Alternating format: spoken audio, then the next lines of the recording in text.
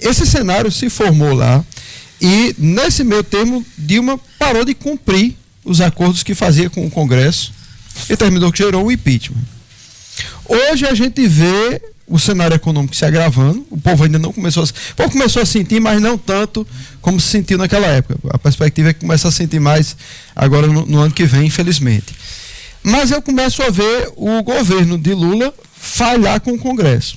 E, para piorar, está usando o Supremo agora para fazer isso. Como é que o Congresso está se comportando com relação a isso? Como é que... A população majoritariamente ganha até 2 salários mínimos. Essas pessoas que vão ao supermercado e que comprometem quase 80% da sua renda com um gênero de primeira necessidade, estão cada vez mais insatisfeitos com o governo. Bom, mas você pergunta especificamente o Congresso.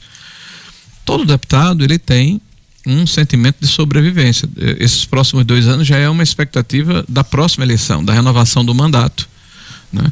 Então, esses ventos da economia vão, e a própria popularidade do Lula vão influir muito na forma como os deputados vão se comportar. Esse episódio que o Dino suspendeu recursos do parlamento alegando que não havia transparência, né? Qual é o problema aí?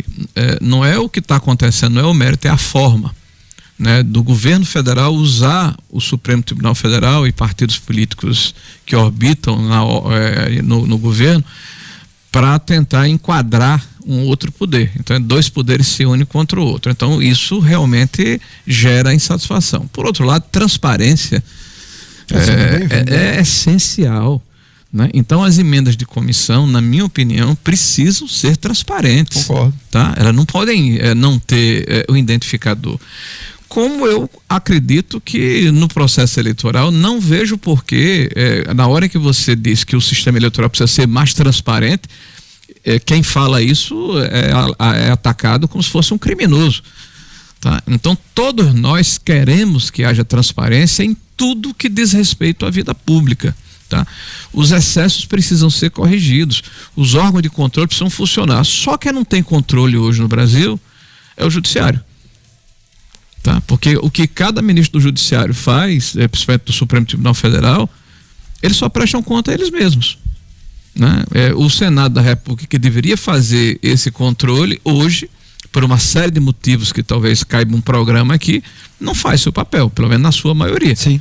Tá? Na hora em que um ministro ultrapassa a lei, cria uma inovação, comete um ato de abuso de autoridade, isso está sendo normalizado. E eu estou falando de liberdade de expressão, eu estou falando de você punir as pessoas por crime de pensamento, eu estou falando de inquéritos intermináveis, né? Eu estou falando de falta de acesso aos autos por parte dos advogados, eu estou falando de sentenças extravagantes, completamente fora, né, da jurisprudência da própria legislação brasileira.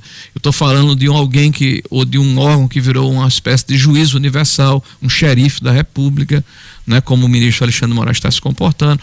Então é evidente que há um desequilíbrio, uma disfuncionalidade entre os poderes, e eu particularmente acredito que é necessário uma nova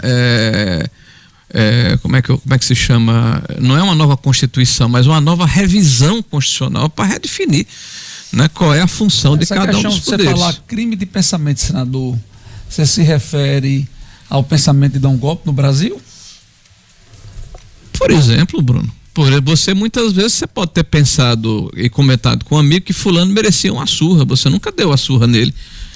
Então, de repente, esse seu pensamento passa a ser criminalizado. Uma coisa é você pensar, outra é você executar. E está muito claro que não houve golpe, coisa nenhuma. Na visão do senhor, não tem nenhuma fundamentação para a prisão dos que estão porque teriam pensado ou tentado dar um golpe no país? Olha, vamos aguardar. A priori, não. Eu li, por exemplo, as mais de 600 páginas do relatório de indiciamento dos 35 ou 37 pessoas nessa questão do golpe. Então, vamos lá.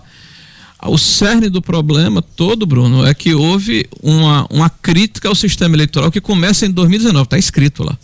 Então Bolsonaro começa o golpe em 2019, no dia que assumiu o governo. Isso é completamente inverossímil. E a Polícia Federal, inclusive, perde um processo de conectividade, porque se isso é verdade, o que ele está afirmando, o golpe começa em 2015, quando Bolsonaro, ainda deputado federal, aprovou naquela mini reforma que houve em 2015 o voto auditável.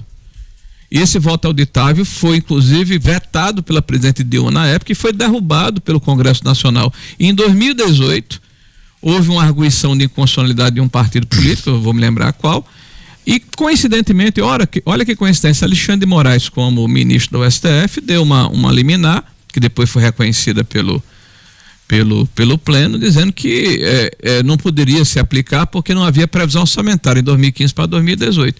Então, se o cerne do golpe é a contestação do sistema eleitoral, ele começa em 2015. Então, a gente tem que dar a mão à palmatória. Bolsonaro é campeão, porque o cara em 2015 já sabia que ia ser presidente da República. Deixa eu fazer uma pergunta. Já sabia que ia perder a eleição em 2022, que Lula que ia ser preso, que ia ser solto, ia ser o contendor dele. Esse cara é fantástico, ele merece voltar a ser presidente do país.